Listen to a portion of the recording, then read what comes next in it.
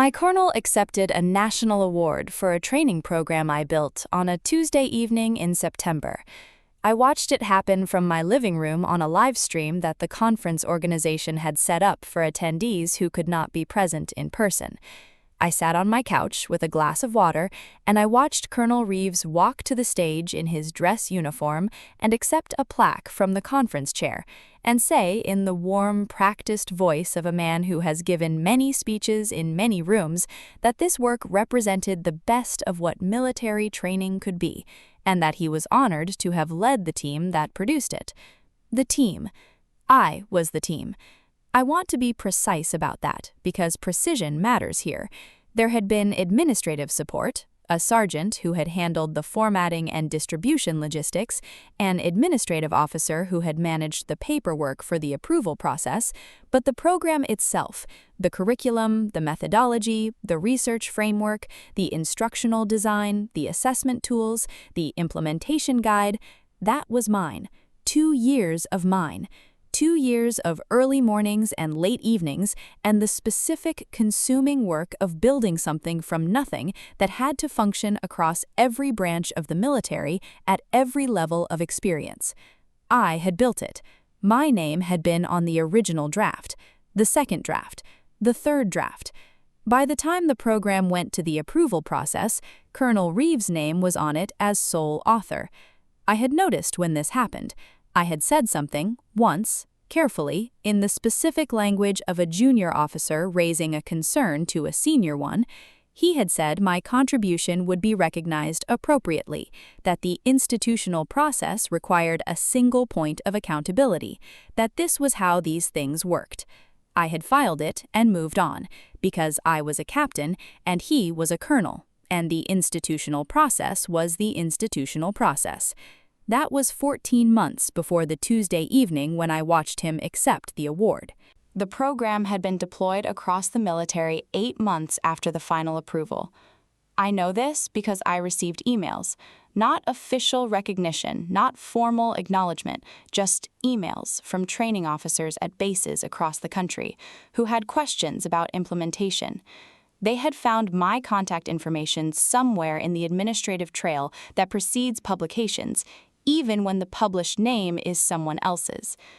They asked me questions that only the person who built the program could answer. I answered them. I kept a record of every email. This was not a plan. I want to be clear about that. I did not keep the record because I was building toward something. I kept it because I am someone who documents things, because 12 years of service had made documentation automatic, because a habit that had served me in operational settings transferred without effort to this situation. I answered the emails, I kept the record, I watched the program function across the military in the specific, invisible way that things built well tend to function. Quietly, effectively, without drama, doing exactly what they were designed to do.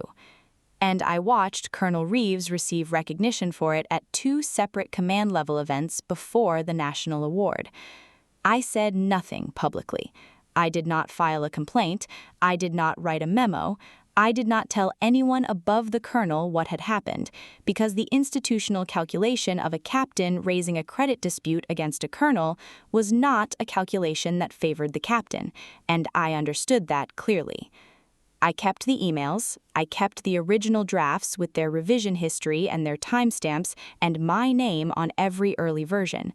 I kept the record of my 2 years of work in the methodical, unhurried way of someone who does not yet know what the record is for, but who understands that records matter. And then the conference committee called.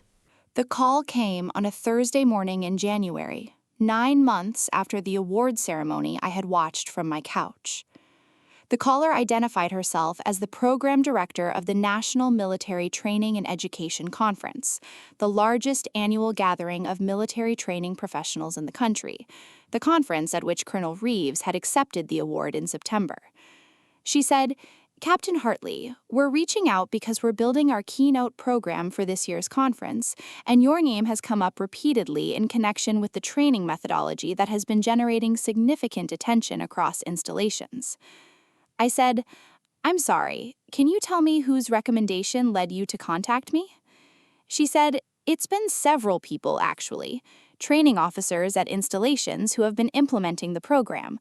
They've been consistent in pointing to you as the person to speak to about the methodology.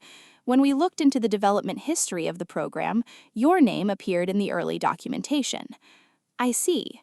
She said, "We'd like to invite you to deliver the keynote address at this year's conference. The focus would be on the development of the methodology, how it was built, the research framework behind it, and the implementation lessons from the past year. The people who have been using it want to hear from the person who created it." I said, "Can I ask, has Colonel Reeves been approached about this?" She paused. She said, "Colonel Reeves has been invited to attend the conference as a senior officer. He is not on the Keynote program." I understand. I said, "I would be honored to keynote." I called my JAG officer that evening, not because I needed legal advice about the keynote. I did not need legal advice about the keynote, but because I had learned in the preceding year that Marcus Webb was someone worth consulting when a situation had dimensions that required thinking through carefully. I told him about the call. He listened. I said, "The conference program is published 6 weeks out. He'll see it then." He said, "Do you want to do anything before then?" I thought about that. I said, "No, the keynote is the thing. Everything else can follow from it." Marcus said, "Claire, the documentation you've been keeping, the emails, the early drafts, the revision history, bring all of it, not for the keynote itself, but have it with you." I said, "I was already planning to." He said, "Good." I called my JAG officer that evening, not because I needed legal advice about the keynote. I did not need legal advice about the keynote, but because I had learned in the preceding year that Marcus Webb was someone worth consulting when a situation had dimensions that required thinking through carefully. I told him about the call. He listened. I said, "The conference program is published 6 weeks out. He'll see it then." He said, "Do you want to do anything before then?" I thought about that. I said, "No, the keynote is the thing. Everything else can follow from it." Marcus said, "Claire, the documentation you've been keeping, the emails, the early drafts, the revision history, bring all of it, not for the keynote itself, but have it with you." I said, "I was already planning to." He said, "Good." I saw Colonel Reeves before the session. He was in the pre-conference networking reception, in his dress uniform, with the specific, managed composure of a man who has made a calculation about how to be present in a room where his position is not what he expected it to be. He looked at me from across the reception. I looked back. Neither of us moved toward the other. I spent the reception talking to training officers I had been corresponding with by email for the past year, the people who had been implementing the program, the people who had found my name in the administrative trail and reached out. Meeting them in person after a year of email correspondence had the specific, warm quality of meeting people you already know. The context was there, the relationship was there. The only thing missing had been the room. These were my people, the people who had been using what I built, and who had known from the using of it who had built it. I went to the stage when the conference director introduced me. I am not going to give you the full content of the keynote because it belongs to the people who were in that room, and because the methodology is something I will not put into a public account. What I will tell you is the shape of it. I began with the problem the program was designed to solve. I described it in the way you describe a problem you have spent years inside, with the specific, textured understanding of someone who has not just read about it, but has sat with it and turned it over and found the shape of what was needed. I described the research framework, the decisions that went into the instructional design, the specific choices about assessment that reflected lessons from the implementation literature and from conversations with training officers across branches. I described these things in the first person, in the past tense, with the detail of someone who had made every decision and remembered why. The room was attentive in the specific way that rooms are attentive when they are hearing from the person who actually built the thing, rather than the person who has been representing it. I know this quality of attention. I have been in rooms where the person presenting had built the thing, and rooms where they had not. The room knows the difference, even when it does not consciously articulate it. The depth of the answers, the confidence of the navigation, the way that unexpected questions are received and addressed, all of it signals to a room full of professionals, whether the person at the podium is the author or the representative. I was the author. 40 minutes in, a training officer in the third row asked a question about a specific design decision in the assessment framework. Why that particular approach rather than the alternative that the existing literature tended to favor? I answered from the inside of the decision. The specific problem the existing literature's approach had with this population, the alternative I had considered, the pilot data that had pointed toward the choice I made. I knew she was in the third row before she finished asking. I had seen him when I came to the stage. Third row, center, with his dress uniform, with the expression of a man who has been attending a conference that was not the conference he anticipated.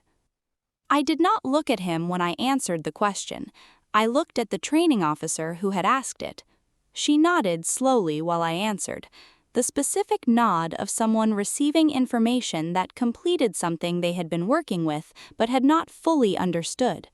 That nod was everything. After the session, the conference director pulled me aside. She said the response from attendees had been exceptional. She asked if I would be willing to be involved in the program again next year. I said I would. She said, "Can I ask, the program was published under Colonel Reeves's name. Were you aware that was going to happen?" I said, "I raised a concern at the time. It was not addressed." She looked at me for a moment. She said, "I'd like to connect you with someone on our awards committee. The attribution on last year's award may need to be revisited." I said, "I have documentation, original drafts with revision history, email correspondence from the development period, implementation correspondence from training officers across installations." She said, "Bring it." I said, "I have it with me." Colonel Reeves did not approach me at the conference. I was not surprised. I had not expected him to, and I had not prepared for it. And when the conference ended and I was driving to the airport, I thought about that, about the fact that he had been in that room for 40 minutes and had watched the work explained from the inside by the person who had built it and had not said anything before or after. I do not know what that silence contained. I have not spent much time speculating. The documentation is with the awards committee. The attribution process is running. My JAG officer has been in contact with the relevant people. The institutional process is, for the first time in this story, moving in the right direction.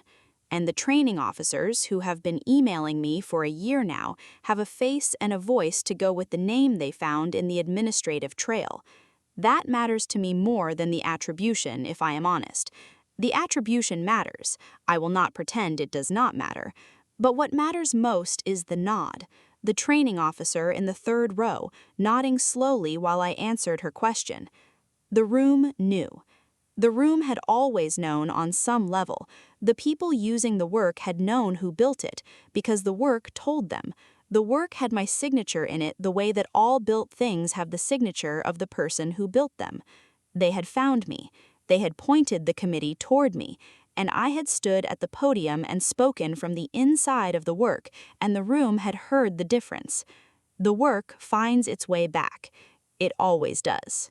I want to say something to every woman who has built something and watched someone else stand at the front of a room and receive credit for it.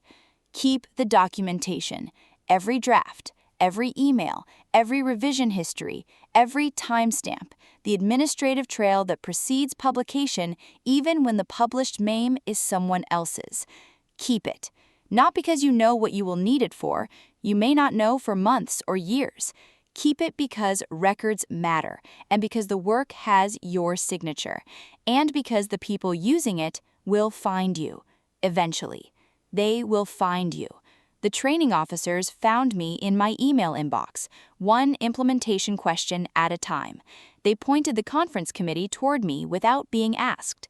They put me in that room. Keep doing the work.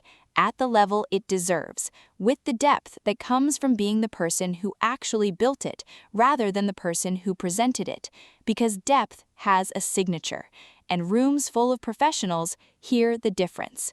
Do the work, keep the records, wait for the room. The room will come. She doesn't stay silent. She doesn't stay broken. She rises. Sometimes rising is 40 minutes at a podium, answering questions from the inside of the work, while the person who put their name on it sits in the third row. Sometimes the keynote is the answer to everything. Subscribe. New story every week, and every single one of them ends the same way. She rises. Leave a comment. Has someone put their name on something you built? Tell me what happened. I read every single one.